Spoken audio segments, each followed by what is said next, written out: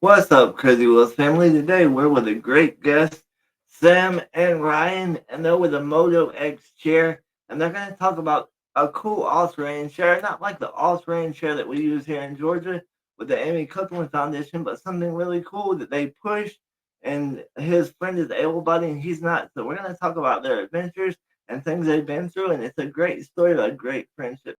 Sam, before we go down this hill, I just have to stop here for a second and tie my shoe. Okay. Don't go anywhere. Got it? Yeah.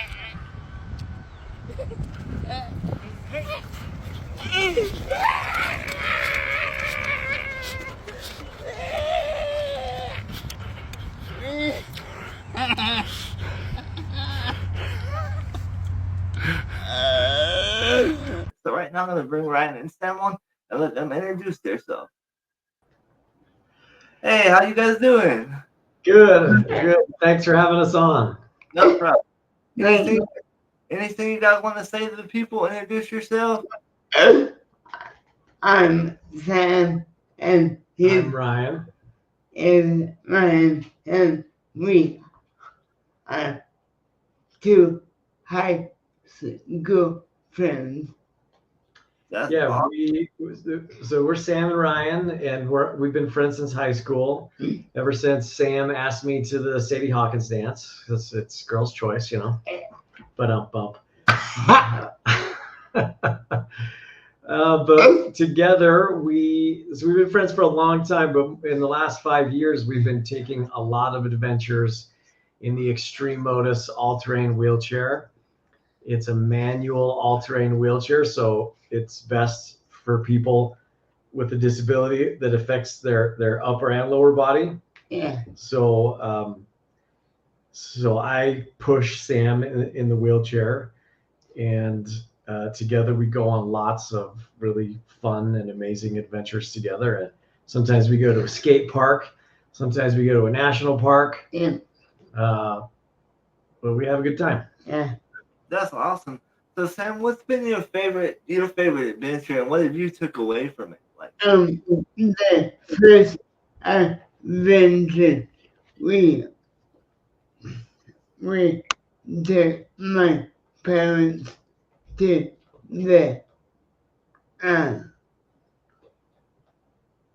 national park in Utah called Arches, and the coolest thing was to see my mom in tears the very first time. okay, cool. So what kind of adventures did you guys do before you had the chair, and how was that developed? Did you guys build it, or did you hear about it? Or did you, Ryan, did you work for the company? How'd that come about? I was like looking for a side hustle because I do video work, like video marketing. Yeah. And I found this company that had this off-road wheelchair, and they said, we need videos made with it.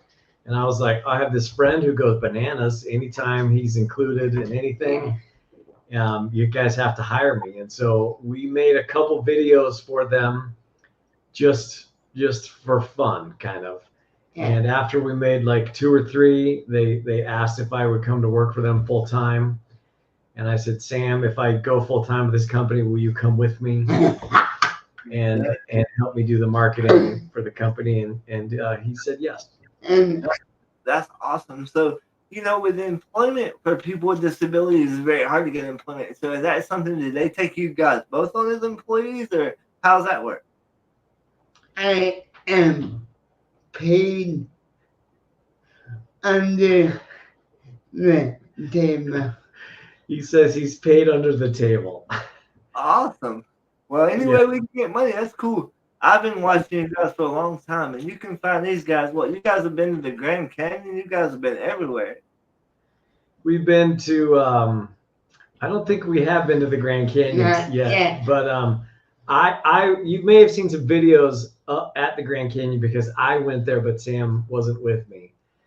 But Okay. sometimes I take the chair because my children are very small, and they get tired of when we go on a long hike. So I'll throw them in the chair so we can keep going. Awesome.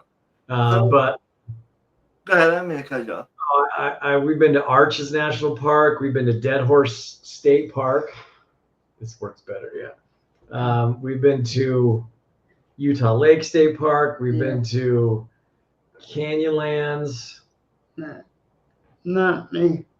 I can't remember where else. Lots of Right. some of our the most fun we have is just going to like local parks around here and just goofing off there. It doesn't have to be like a big grand adventure to make use of the chair. Sometimes it's just it makes the little things more accessible, and that's really nice as well. Just as nice as the big adventures. Yeah. I've had All-Terrain Georgia on here, and some of you guys may have seen that episode. And we say that nature is very healing for people with disabilities. So, Sam, how is it healing for you? Is there any healing properties for you? How does it help you as far as healing?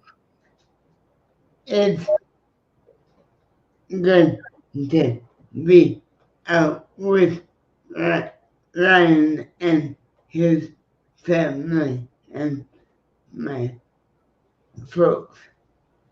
Awesome. Yeah, it's really easy for people in wheelchairs to be stuck inside, right?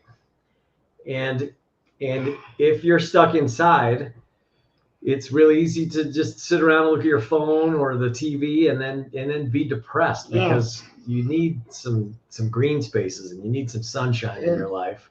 Yeah. And having the right piece of equipment really helps with that. Yeah. Yeah. So speaking of the chair, Ryan, what's the most difficult part of going on an adventure? What's the part that you never like when y'all was going on an adventure? Like, oh no, I don't know if we can do this, but we're going to figure out how did you overcome the obstacle? What's been the biggest obstacle on the adventure that you had to overcome that you weren't expecting, and how did you do that? When we first got the chair, we wanted to hike to a place called Delicate Arch in Arches National Park. And many people tried to talk us out of it. They said, oh, it's too hard. The trail's too difficult. Yeah. You could get hurt. You'll never make it. Yeah. And I thought, well, let's just see how far we get. Maybe we won't make it, but let's just see how close we can get. Yeah. And so we started out and with the thought in our mind that we may not make it, and that's okay. Yeah. If we don't make it. But we met some people along the trail who jumped in and helped us, and it kind of became a team effort. And together we made it up what was a very difficult trail to one of the most beautiful places in the whole country. How many miles? How many miles was this trail? It's like 3 miles total, but there are some sections that are very steep and rocky and kind of technical. Yeah. So that's why some people were like, don't even try it. But, we tried it. And since then, we've done much more difficult trails than Delicate Arch. Awesome. So what is the most rewarding part that you've seen having Sam, and Sam, you being on the trail as well? What's the most rewarding part of doing that? And how have you seen it change the face of people that don't understand disabilities and what we go through? Well, a lot of what we do, we make these videos to show the wheelchair and all of the places that you can go with it. But another big part of our channel and the videos that we make is we want to show people that it's okay to be friends with people who are different, and you can still have a very rewarding friendship, even if you are differently abled. If that makes sense. And we also want to, we're just trying to show the world, like, just because somebody looks different doesn't mean that you won't have a lot in common with them. Yeah. And that's what I really like about you guys' channel. I like the way you pick on Sam and Sam picks on you, because I have friends that are able-bodied too. And I've only had friends that have been able-bodied, and they just give me a hard time just like anybody else. So what's the time that you and Sam were out doing something or acting goofy and somebody kind of got freaked out and you had to change your opinion, and it really changed your opinion of how you treat people with disabilities, and they thought about you guys different in the way they view someone with a disability? One time, you notice that Sam always leans to his left. Well, it looks like right in the video because the camera is like reversed, but he always leans to his left, and so one time we were in Costco here in Utah. So Ryan was trying to set me up. I was trying to straighten him out because he always leans left. So I'm pushing on him like this, right? And I'm pushing so hard that his whole wheelchair, like one of the wheels of his wheelchair, lifts off the ground. And a female Costco employee was like, "Excuse me, sir, what are you doing to that man?" I was like, "Oh, I'm just beating him up." And but she was like ready to throw down because she thought I was actually beating him up. I'm like, "Oh, I'm just trying to straighten him out because his arm gets caught in the. Sometimes it'll rub on the tire as we're rolling around." Yeah. But yeah, our deal is that we just treat each other like normal dudes, and that freaks people out sometimes. Yeah. And we try to educate them that like treating somebody different because they look different, even if you're treating them nicer, can come across as condescending. And so we're trying to educate people like just because Sam looks different doesn't mean he wants people to talk to him like a baby. Exactly. No, he is kind of a giant baby. Exactly, because Sam knows what's going on. He knows. Just because he might be in that chair don't mean he don't know what's going on. That's what we have to tell people all the time. Because me and my dad give each other a hard time. My friends were like, "He's no different than us." And then when they hear us talk and they get to know me, then that's when they really change. So Sam, where do you want to go with the chair? What do you hope to do? What's your next adventure? I don't. It's on your bucket list. I don't. What about the Grand Canyon? We haven't done that yet. You want to hike rim to rim in the Grand Canyon? Yeah. I think we should. I think we should plan a trip to the Grand Canyon. Yeah. You let me know. I'll be there with you. Okay. And we can bring a bonus. We have a loaner extreme modus chair with your name on it anytime you come to visit us in Utah. Awesome. That sounds great. So what was it like when you first got kind of like famous on TikTok and people started noticing it? How did you notice that it changed? Maybe people looked at you guys, or how did it feel like did you feel like you guys were changing the face of disability, or was there a change? I don't know if there was a change, but I remember when we first made some videos, I posted them to YouTube and nothing really happened. And then I took that same video and cut it into a couple smaller pieces and put it on TikTok. And then I went for a walk. And as I was out walking, my phone was blowing up. Like every 5 seconds, it was buzzing and dinging like the 4th of July. That's nice. That's because those videos were going viral on TikTok and getting tons of comments and new followers. And I think I know we definitely have like changed people the way they think about disabilities, because sometimes you get mean comments. You know, if enough people are watching your video, some of them are going to be insensitive. And I often try to engage with those people and talk to them and try to joke around with them and treat them just like a friend and tease them a little bit.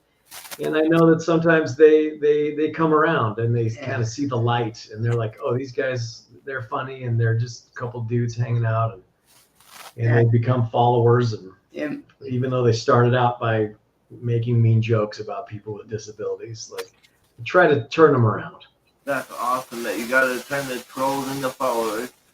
So Sam, what do you think your future looks like even after you get out of the chair? What other adventures do you hope to do? You want to go skydiving? You want to go to the Grand Canyon? What's something that you really hope to do that you really want to say to the people and change their mindset? If you could put it in your words, what would it be? Well, we have took me scuba diving. Did you catch that? Yeah, Sam has just started. He's been scuba diving one time, and he has another lesson coming up soon.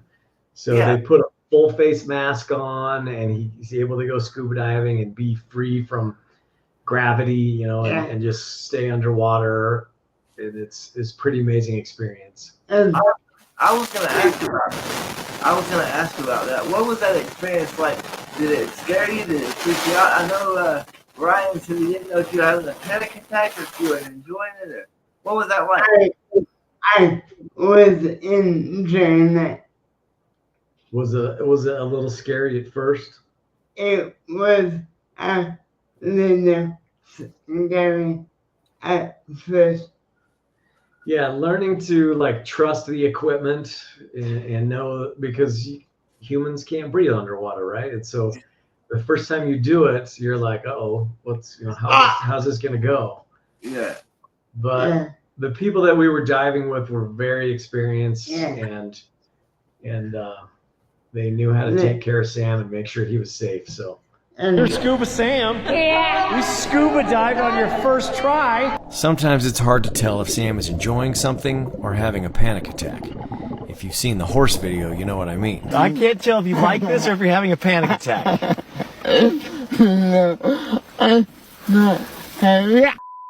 After a short time underwater, Robin and her team brought Sam to the surface, and we had our answer. There we go. What do you think, dude? It is amazing. So I have my sister has a friend that's a certified scuba diver, and she's trying to figure out a way to take me, but I have to use a ring in the pool and all that. So we're trying to figure out a way if she could put me on her back in the ocean and swim with me. So Ryan, what was the hardest part for you, and what do you think people need to know if they want to try scuba diving with a disability with CP like me and Sam? Well, you just have to go for it and trust the equipment. We did it at a pool, so I took Sam out of his wheelchair and put him on the edge of the pool, and then we put his buoyancy control device on and his tank on and his mask on, all on the edge of the pool. And then a couple of us, there's two guys in the pool, and so we had Sam by his legs and his bottom, and then there was a third person on the edge of the pool behind Sam. We all worked to lower him into the pool, and once he's in the pool, the buoyancy control device is filled with air. It's like a life jacket, so he could just float on his back while we finished adjusting everything and tightening everything up.